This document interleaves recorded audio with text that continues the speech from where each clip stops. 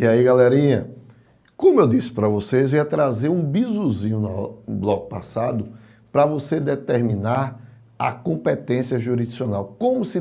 Quais são os casos que se determina a competência jurisdicional? Então, o bizu é esse, ó.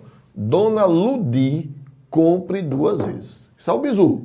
Dona Ludi compre 2 vezes, então eu já sei quais são os casos que definem a competência jurisdicional. Então, dona, domicílio do réu. Domicílio do réu. Na natureza da infração. Então, tudo isso aqui determina a competência. Lugar da infração. Lugar da infração. Distribuição. Aqui veja. Dona Ludi compre 2 vezes. Compre 2 vezes. Então, eu vou ter que fazer esse compre 2 vezes. Com uma, com 2, conexão com continência. 2 vezes.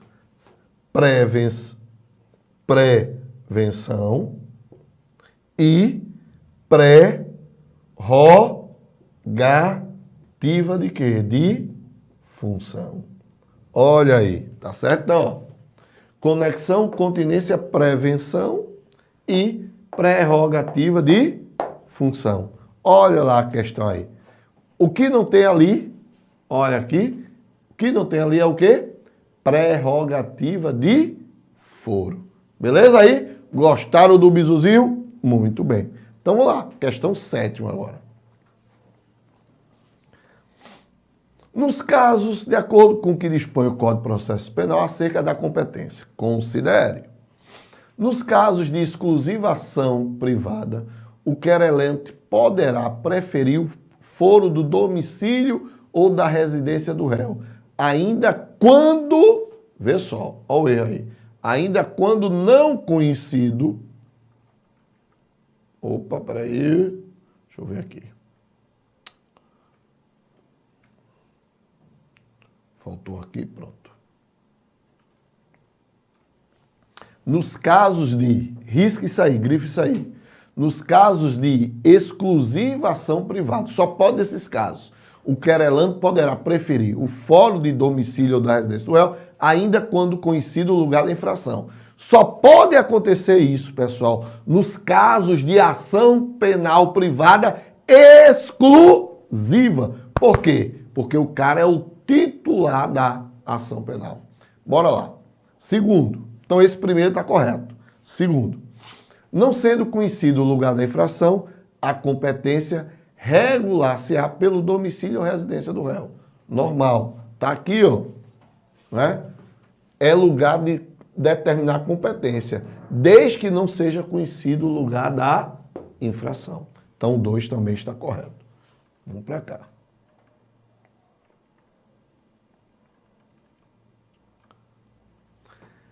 Se o réu tiver mais de uma residência, a competência firmar-se-á pela prevenção. Beleza? Também está o quê? Correto. Aqui, ó. Determinada competência pela prevenção. 4. Se o réu não tiver residência certa ou for ignorado o seu paradeiro, será competente o juiz da capital do estado, onde houver por residido o acusado. Se esta não tiver residido no Brasil, será competente o juiz da capital da República. Totalmente errado o item 4. Item 5º. A conexão e a continência importarão unidade de processo de julgamento, ainda que haja concurso entre jurisdição comum e a militar. Pessoal, não. Havendo concurso entre justiça militar e justiça comum, vai haver a separação dos processos. Então, a 4ª e a 5ª estão erradas. 1, 2 e 3 está correta. 8ª questão.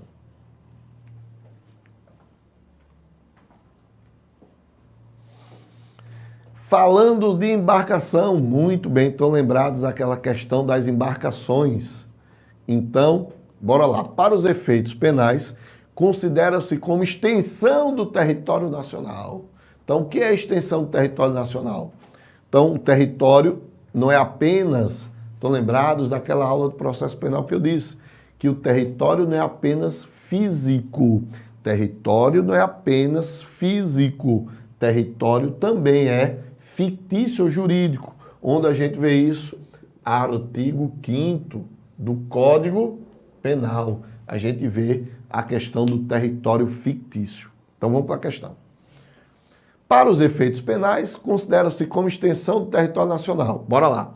As embarcações e aeronaves brasileiras de natureza pública, certo? Ou a serviço do governo brasileiro, onde quer que se encontre. Então, qualquer embarcação, seja pública ou esteja a serviço da República Federativa do Brasil, considera-se extensão do território nacional. Beleza? Vamos lá. As aeronaves brasileiras, mercantes ou de propriedade privada, que se achem no espaço aéreo correspondente. Óbvio. Então, se a aeronave está no espaço aéreo correspondente ao território nacional, obviamente, ela faz parte do território nacional. Terceiro, as embarcações brasileiras mercantes ou de propriedade privada, que se achem em alto mar. Também está correto. Alto mar é terra, jurisdição neutra. Alto mar é jurisdição neutra. Então, qualquer crime que ocorra no alto mar vai ser determinado pelo quê? Pela lei da bandeira. Então, se aquela embarcação ocorreu um crime lá dentro daquela embarcação, ela está em alto mar, eu tenho que ver a bandeira qual é. Se a bandeira é brasileira, competência da justiça brasileira. Tranquilo? Então, em alto mar, deve ser observado o quê? A bandeira. Ou seja, a lei da bandeira. Então, quais são as respostas? 1, 2 e 3 estão o quê? Corretíssimas. Vamos lá, vamos subir aí. 9ª questão. Prisão. Né? Prisão preventiva, prisão em flagrante, né? Sempre cai em provas e se liga nessas questões. Então, bora lá. Sobre a prisão, o Código de Processo Penal dispõe: ninguém poderá ser preso. Pessoal, não é só o Código de Processo Penal que dispõe isso, não. A própria Constituição, lá no seu artigo 5º, inciso 61, determina que ninguém será preso, senão em flagrante delito ou por ordem escrita e fundamentada da autoridade competente, salvo nos crimes propriamente militares. Então, a própria Constituição já determina isso. Então, vamos lá. Lembrar, artigo 5º, inciso 61 da Constituição Federal.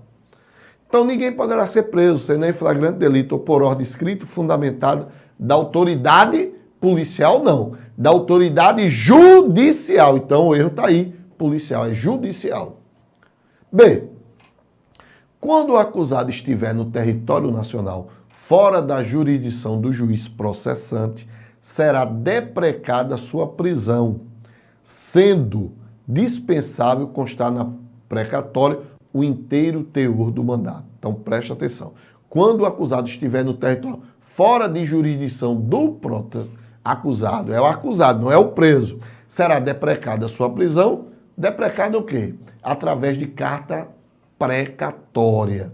Tá? Então, ele está fora da jurisdição do juiz, então o juiz determina a prisão do indivíduo através de carta precatória. Continuando. Será deprecado, ou seja, a carta precatória, a sua sendo, olha o erro aí, dispensável constar na precatória o inteiro teor do mandato. É indispensável estar no mandado de prisão, que foi por carta precatória, o inteiro teor do mandato, determinando qualificação do cara, né? Qual foi o tipo penal por qual ele está sendo preso. Então, tudo isso deve constar no mandado de prisão que foi por carta precatória. Então, o que é carta precatória? É a comunicação entre juízos dentro do território nacional. Fora, eu chamo de carta rogatória. Quando o juiz quer comunicar do Brasil a outro juiz de fora é chamada de carta rogatória. Aqui dentro, carta precatória. Então, você tem o juiz deprecante, que determina, e o juiz deprecado, que recebe. Ainda que haja urgência, o juiz somente poderá requisitar a prisão por meio de mandado escrito encaminhado ao oficial de justiça, do qual deverá constar o motivo da prisão, bem como o valor da fiança a ser arbitrada. Não, o juiz somente poderá requisitar a prisão por meio de mandado escrito encaminhado ao oficial de justiça. Está errado aí. Vamos ver. Ó, por quê? A resposta já está aí na letra D. Depois eu mostro ali no Código de Processo Penal. Ele diz: qualquer agente policial poderá efetuar prisão determinada no mandado de prisão aqui. Então vejam que a resposta da C está na D. Quando ele diz encaminhado ao oficial de justiça, não é somente o oficial de justiça que pode cumprir o mandado judicial, não. O próprio agente policial pode cumprir o mandado judicial. Por isso que a letra C está errada e a letra D está correta, não é? Ó, ainda que fora de competência territorial do juiz que expediu. Vamos ver isso? Vamos ver aqui, não é? Colocar aqui no Código Penal, Código de Processo Penal. Ctrl F. Acho que está no 295. Se for 295, está pertinho. Opa, 29. Deixa eu ver se isso aqui está pegando direitinho. Tá, pegou direitinho, ó. Mas não tá nada. Opa, deixa eu pegar no outro aqui, pessoal. No outro teclado, porque isso aqui não funciona. Eu sempre esqueço que esse teclado não funciona. Então, vamos lá. Opa, vamos lá. Não tá aqui. 291. Tá aqui. Tá por aqui. Pensei que tava 295.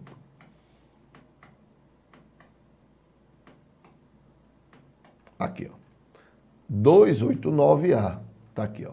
Qualquer agente policial poderá efetuar a prisão determinada no mandado de prisão registrado no Conselho Nacional de Justiça, ainda que fora da competência territorial do juiz que o expediu. Aí você, quando você for fazer essa leitura do artigo 289, não leia só o parágrafo primeiro, não. Você tem que ler o parágrafo primeiro, não é? E o parágrafo segundo, que diz: segundo, qualquer agente policial poderá efetuar a prisão decretada, ainda que sem registro no Conselho Nacional de Justiça, adotando as precauções necessárias. Então, o agente policial pode cumprir tanto a prisão determinada pelo mandado de prisão registrado no Conselho Nacional de Justiça, como ele não está sendo registrado no Conselho Nacional de Justiça. Tá certo? Então, ó, lê o artigo 289, lê o parágrafo primeiro, obrigatoriamente lê o parágrafo segundo. Vamos para a questão. Então, a letra D está o quê? Correto, que é justamente o que a gente viu no artigo 289. Letra E. Se o réu sendo perseguido passar do território de outro município ou comarca, o executor não poderá, olha o erro aí, o executor poderá efetuar sua prisão, devendo seu fato comunicado à autoridade local para que se prossiga a diligência. Então, o erro está aí, o não. Não, pode sim. Então, eu estou aqui perseguindo. Já pensou? Estou perseguindo aqui um preso, um cara, e de repente ele passa para outra comarca. Opa, parei a perseguição. Claro que não, totalmente errado. Continua a perseguição, tá certo? 10ª questão. Quanto à prisão em flagrante, é correto de acordo com o Código de Processo Penal afirmar: é possível a prisão em flagrante aquele que é perseguido pela autoridade, independente de presunção acerca da autoria da infração. O erro está aí.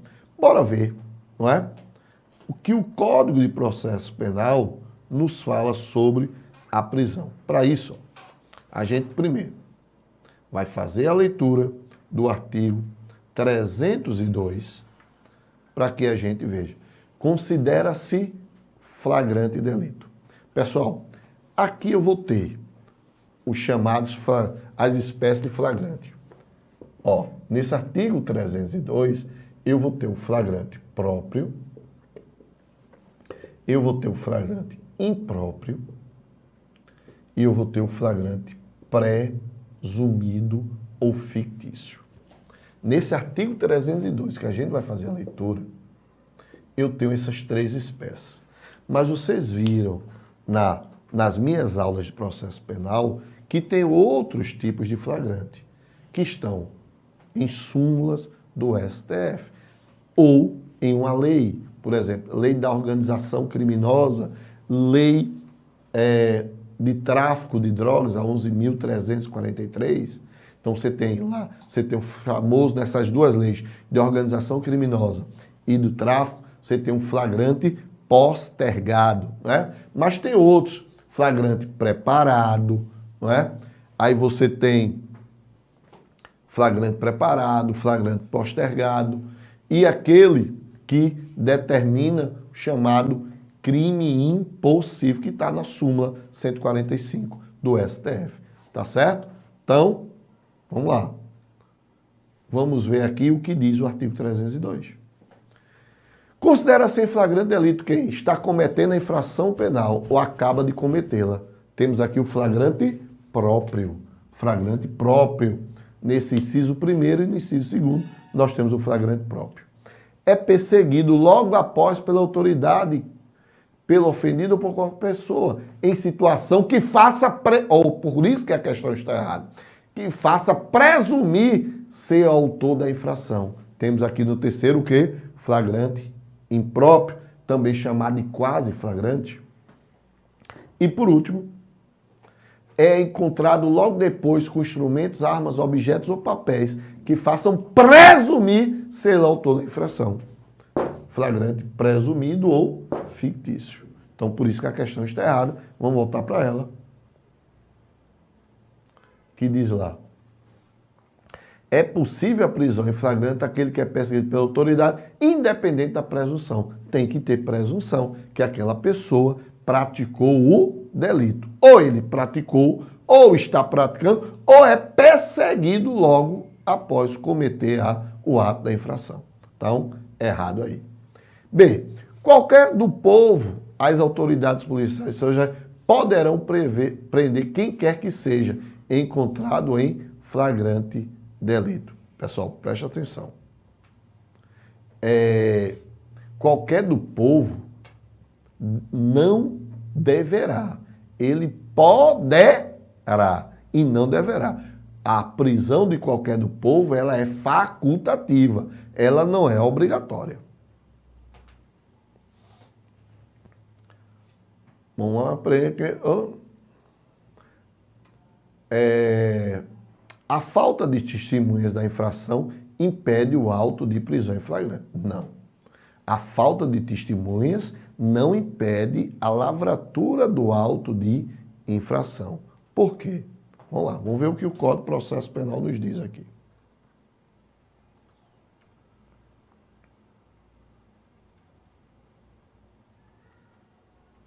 Olha aqui, ó. Está lá no artigo 304.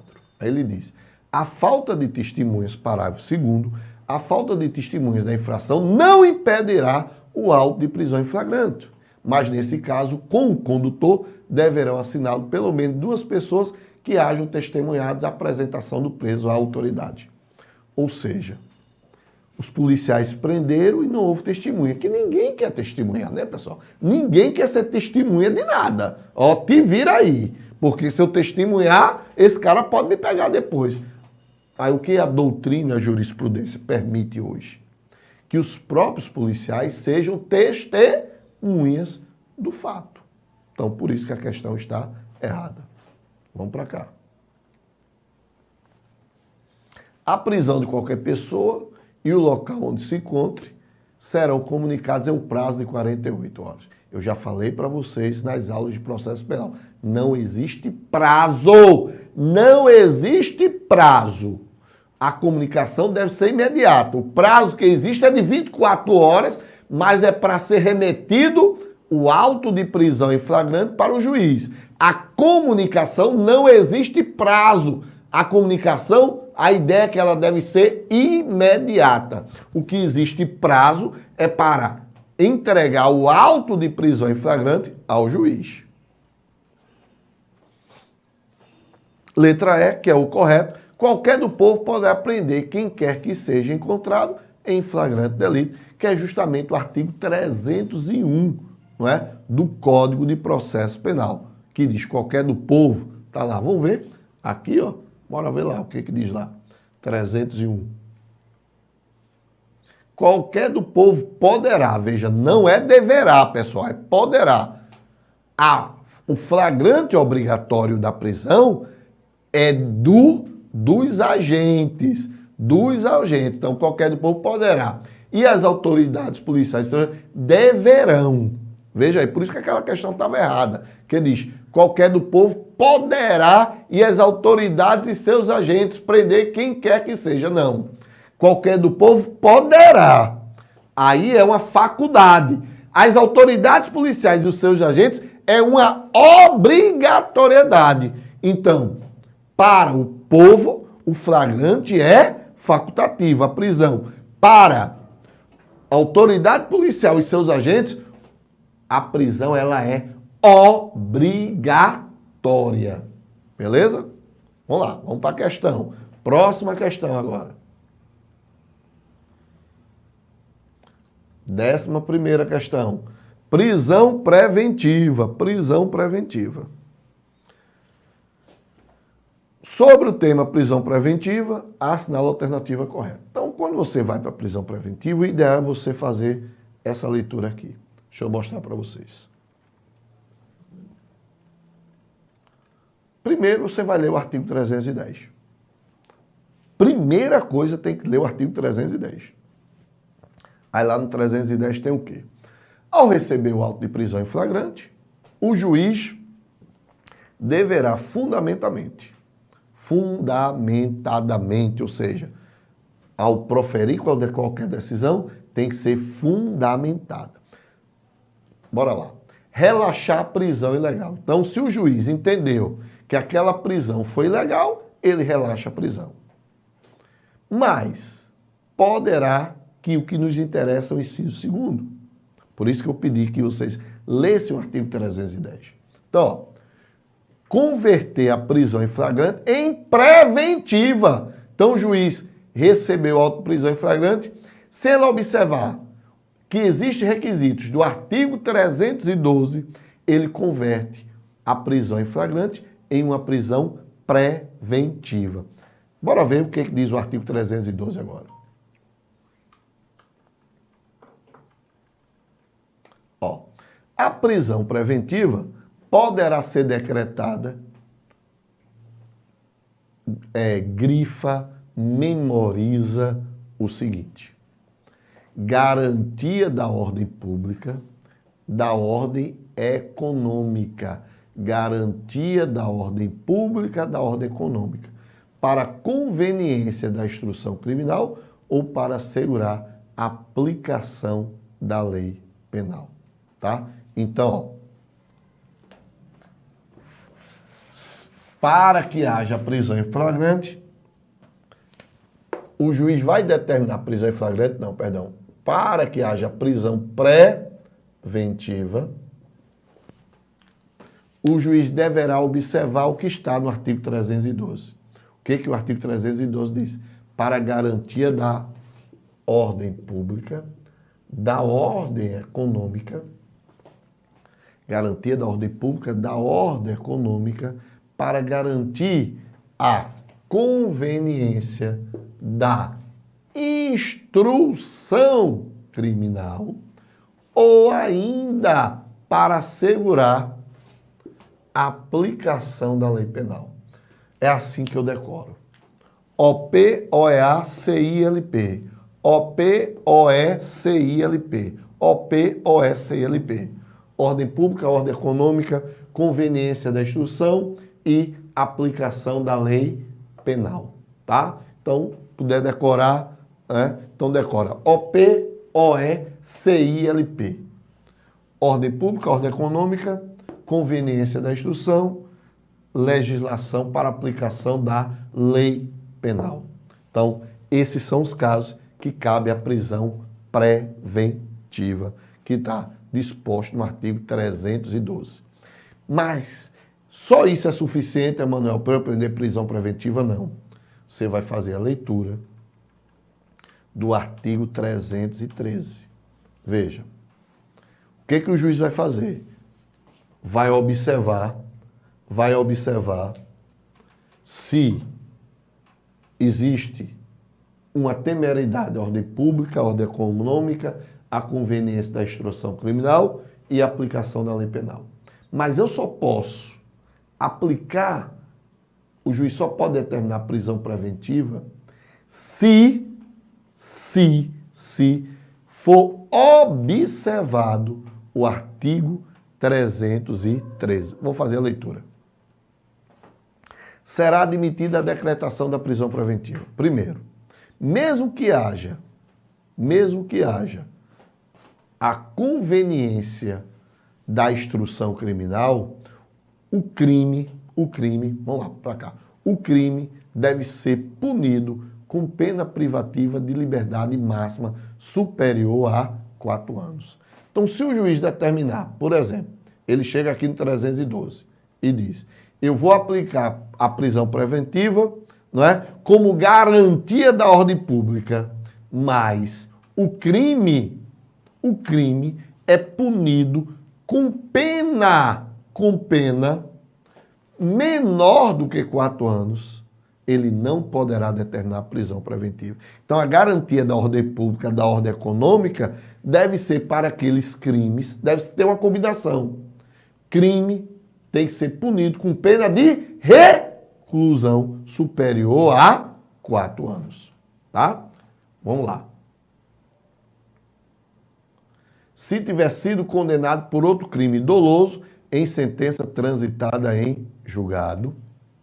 Se o crime envolver violência doméstica e familiar contra a mulher, criança, adolescente, idoso, enfermo ou pessoa com deficiência, para garantir a execução das medidas protetivas de urgência, não é? Aí dá uma lidinha muito bem sucinta nesse parágrafo único. Vê só o que ele diz. Também será admitida a prisão preventiva quando houver dúvida sobre a identidade civil da pessoa, ou quando esta não fornecer elementos suficientes para esclarecê-la, devendo o preso ser colocado imediatamente em liberdade após identificação, salvo a outra hipótese recomendar manutenção da medida. Vamos lá, preste atenção, para mim. O crime que o cara cometeu tem menos de 4 anos. Eu disse para vocês que não caberia prisão preventiva. Mas o crime tem menos de 4 anos. Mas o cara não há dúvida sobre a sua identidade civil. Aí, mesmo o crime sendo menor de que 4 anos, vai ser aplicada a prisão preventiva. Por quê? Por conta desse parágrafo único. Tranquilo? Beleza? Então, faz a leitura desses dispositivos, não é? Aí você estará realmente tranquilo em trabalhar prisão preventiva. Então vamos para a questão.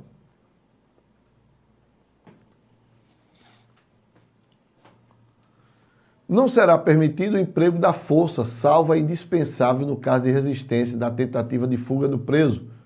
Os reincidentes e dos presos de alta periculosidade por terem passado pelo regime disciplinar, tem nada a ver, né? Então, pode sim haver o emprego da força, não é? Independente do regime, seja diferenciado ou não, pode sim ser utilizado a força sim. Letra B. Um mandado de prisão na ausência do juiz poderá ser lavrado e assinado pelo escrivão. Jamais o mandado de prisão na ausência pode ser lavrado pelo escrivão. C. Um mandado de prisão mencionará a infração penal e necessariamente, olha o erro aí, ó, a quantidade da pena privativa. Não é necessário, não é a quantidade da pena privativa. Letra D. A prisão poderá ser efetuada em qualquer dia e qualquer hora, respeitadas as restrições relativas à inviolabilidade do domicílio. Quer dizer isso? Que eu posso cumprir um mandado de prisão a qualquer hora. Agora, se eu for cumprir na casa do indivíduo, eu tenho que respeitar o quê? O artigo 5º, inciso 11, que diz: a casa é asilo inviolável do indivíduo, ninguém nela podendo penetrar sem o consentimento do morador, salvo em caso de flagrante delito, desastre, prestação de socorro ou por ordem judicial durante o dia. Então, o mandado judicial tem que ser cumprido durante o dia. Então, letra D, correto. A autoridade que ordenar a prisão fará expedir o respectivo mandado, salvo quando, por questão de urgência dos crimes inafiançáveis, poderá a prisão ocorrer por ordem verbal do juiz. Não, pessoal. Sempre a prisão será, o mandado de prisão será escrito e fundamentado. Sobre o exame de corpo de delito, a questão aí das provas, Então, quando se fala exame de corpo de delito, estamos falando de provas. Então, sobre o exame de corpo de delito e as perícias em geral, nos termos preconizados pelo Código de Processo Penal, é incorreto. Ele quer a questão incorreta. Na falta de perito oficial, o exame será realizado necessariamente por 3 pessoas. Olha o erro aí. Será realizado por 2 pessoas idôneas. 2 pessoas idôneas e não por 3 pessoas. Então, grife isso aí, 2 pessoas. Obviamente, todas as outras estão corretas, né? Letra B. Nos crimes cometidos com destruição, rompimento de obstáculo, a subtração da coisa ou por meio da escalada, os peritos, além de descrever os vestígios, indicarão com que instrumentos, por que meios e que época presume ter sido fato praticado. Depois eu vou falar os dispositivos para vocês trabalharem, vocês estudarem. O juiz não ficará distrito ao laudo, podendo aceitá-lo ou rejeitá-lo. Claro, princípio, não é? Esse é o princípio que o juiz ele tem a livre convicção. Então, o princípio da livre convicção do juiz. O juiz pode recusar o laudo pericial ou aceitar, tá certo? Princípio da livre convicção do juiz.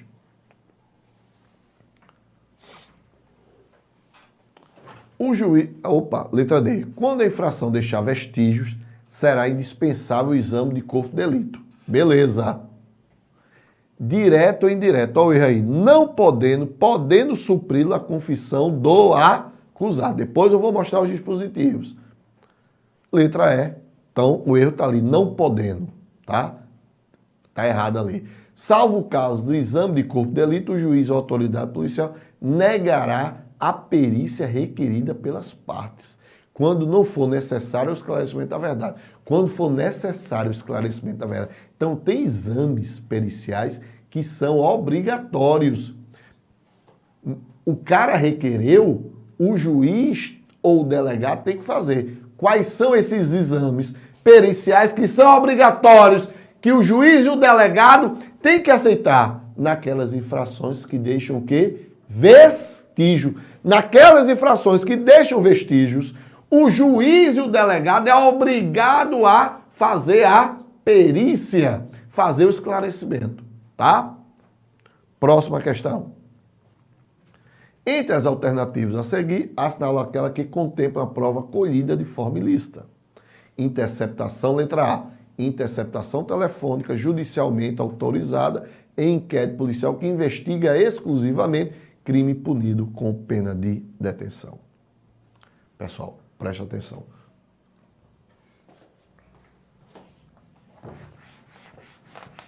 Vejam só. Lei 9.296/96. Essa lei determina alguns requisitos. Primeiro deles.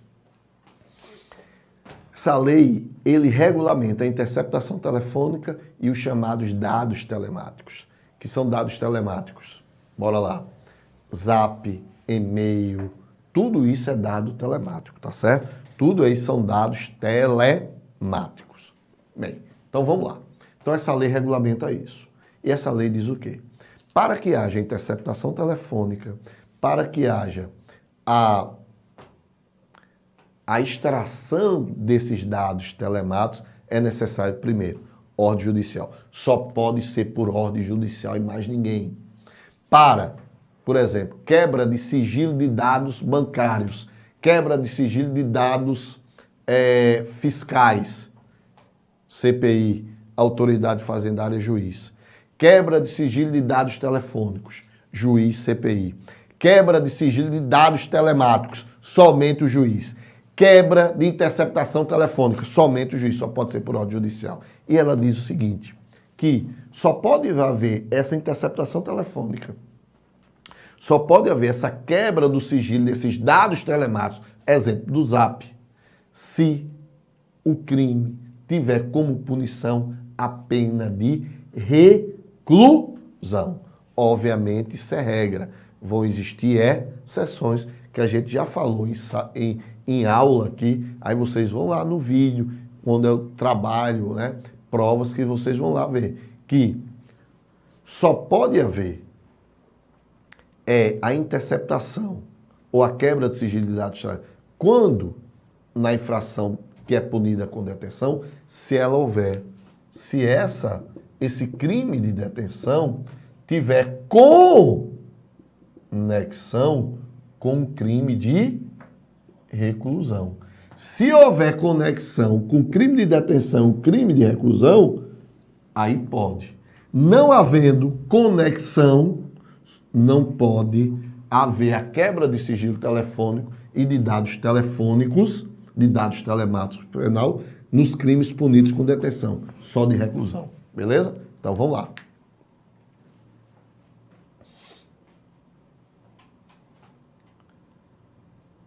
A obtenção de imagens do ambiente dos caixas eletrônicos em uma agência bancária sem autorização judicial. Isso não é prova ilícita, não, tá? Não é prova ilícita, tá? É prova lícita, não é prova ilícita, é prova lícita. Aí é aquela questão de quê? Questão de imagens, né, pessoal?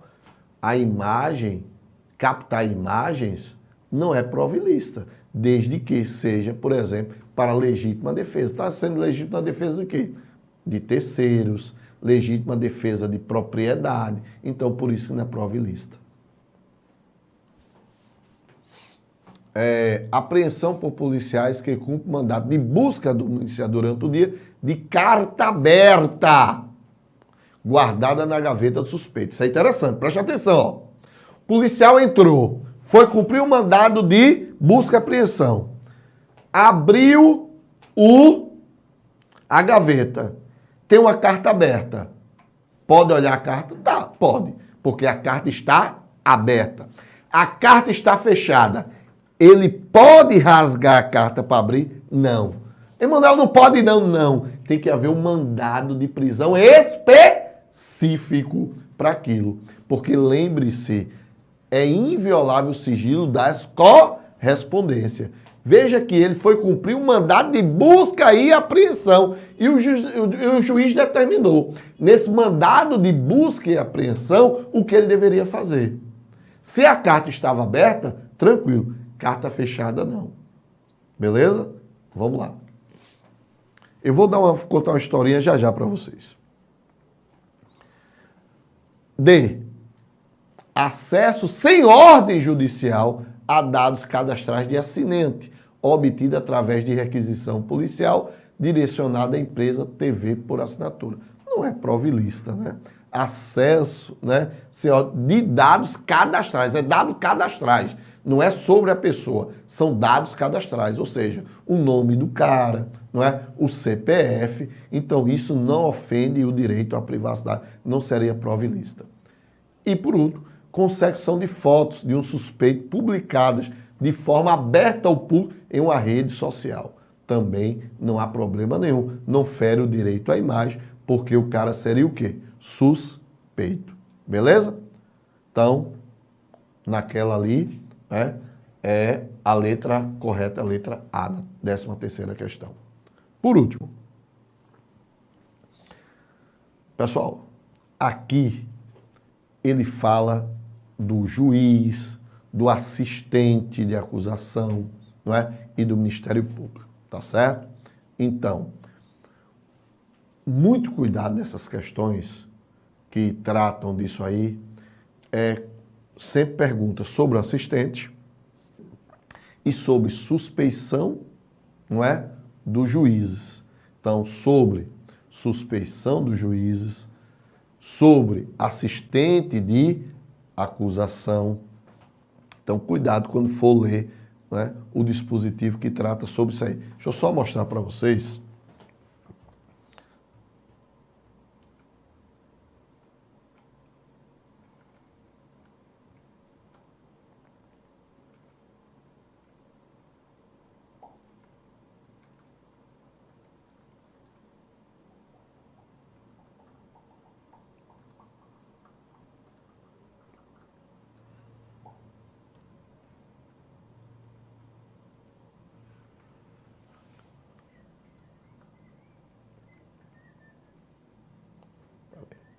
Deixa eu ver aqui, pessoal. Só um minutinho aqui. Conflito de jurisdição não.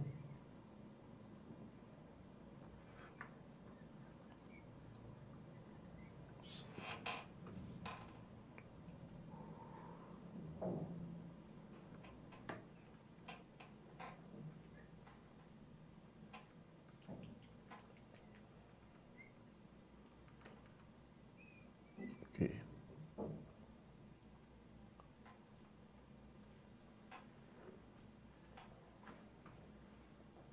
Ó, preste atenção nesse artigo aqui, 254, não é? Que trata da suspeição do juiz e dos impedimentos. Então, você tem que decorar, preste atenção, tu tem que decorar o artigo 254, tá certo? Que são os casos de suspeição, tá? São os casos de suspeição. E o artigo 252, que são os casos de impedimento. Então, tem que decorar os casos de suspeição, artigo 254, e os casos de impedimento, que estão lá no artigo 252. Decora isso aí. Decorou 252, 254, aí você vai depois para isso daqui, ó, que sempre cai.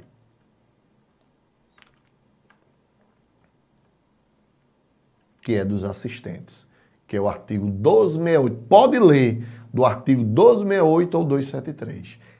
Então, veja aqueles dois casos de suspeição e impedimento. Só quero que vocês leiam esses dois dispositivos. E depois vai para o assistente do artigo 1268 ao 273. É isso que cai quando trata de juiz e dos assistentes e do Ministério Público. Só quero que vocês estudem esses dispositivos que eu determinei para vocês. Então vamos lá, vamos para a questão. Então, à luz do que dispõe o Código de Processo Penal sobre os sujeitos da relação processual, em todos os termos da ação pública, poderá intervir como assistente do Ministério Público o ofendido ou seu representante legal. Certíssimo, vamos para lá. Ó, justamente que está aqui, ó. Artigo 1268. Em todos os termos da ação pública, poderá intervir como assistente do Ministério Público o ofendido ou seu representante legal. Então, correta aí a letra A.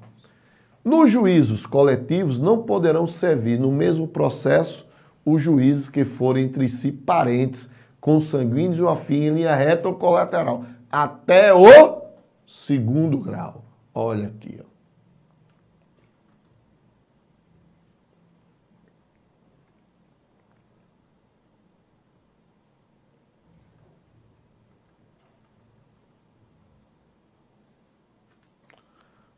Até o segundo grau, perdão, pessoal. Até o terceiro grau, viu? Deixa eu ver aqui onde está. Está aqui. No juízo coletivo não poderão servir no mesmo processo os juízes que forem entre si parentes, consanguíneos ou afins, em linha reta ou colateral, até o terceiro grau. E aqui diz o quê, meus amigos? Até o quarto grau, até o terceiro grau. As disposições sobre suspeição do juiz não se estendem aos eventuais e funcionários de justiça. Errado.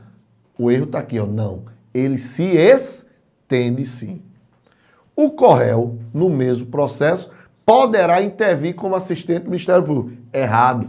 O CORREL não poderá no mesmo processo, ou seja, os dois réus, não poderá no mesmo processo intervir como assistente do Ministério Público.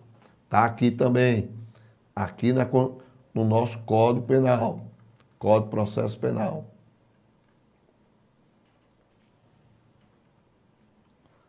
Está aqui na suspeição. Aqui, ó.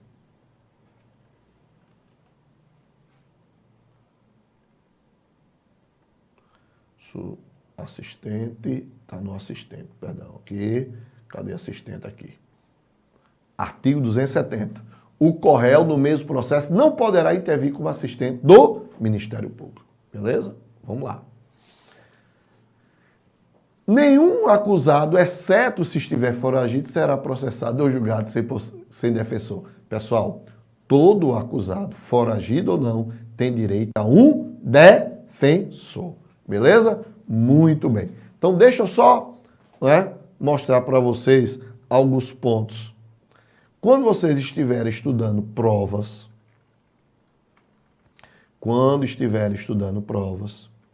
eu quero que vocês deem aquela olhadinha nas perícias, não é? Que eu falei para vocês. Então, anota aí o que é importante. Artigo 158. Anota aí o artigo 159.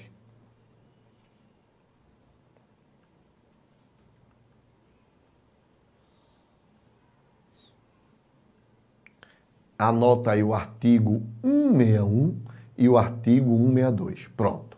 É isso que quando vocês trabalharem, for estudar provas, anote esses artigos, que é o que cai em prova. Tranquilo? Beleza? Pronto. Eu disse a vocês que ia contar uma historinha que é para terminar aqui. Naquela questão do mandado de busca e apreensão. Vê só. Existe também a descoberta fortuita de fato novo no mandado de busca e apreensão. Como assim? Ó, o cara foi cumprir um mandado de busca e apreensão na casa de alguém. Chegou lá, o mandado era só para quê? Para ver, para apreender os computadores. Preste atenção. Aí os caras chegaram lá, rapaz, viram um armário lá, lacrado, tudo, e os caras, rapaz, tô desconfiado daqui. Pegaram os computadores, quando abriram o armário que estava lacrado, tinha drogas lá dentro. Vejam, mesmo ele achando as drogas, essa prova vai ser ilícita. Emanuel, tu é doido? Vai ser ilícita sim. Vai ser ilícita. Por quê, pessoal? Simples. Porque o mandado era de busca e apreensão de computadores. Então, eles não tinham que mexer em nada além dos computadores. Então, vai ter que expedir um novo mandado para pegar as drogas. Agora, se ele chega lá e esses computadores estão nesse armário, e quando ele abre o armário, os computadores estão aqui em cima. Quando eles olham para baixo, tem um fundinho falso. E ele abre o fundo falso e tem a droga, aí essa prova é ilícita. Foi uma descoberta fortuita. Veja, os computadores estavam no armário. Quando eles retiraram o computador, viram um fundo falso dentro do armário. Quando abriram, estavam as drogas. Então essa prova vai ser lícita, porque houve uma descoberta fortuita de um fato novo. Naquela situação anterior, não. O computador estava aqui e eles foram para o armário. Então aquela prova vai ser ilícita. Beleza? Pessoal, terminamos aqui essa resolução de questões de processo penal. Desculpa aí algumas perdas de memória por conta do cansaço. Não está sendo fácil, né?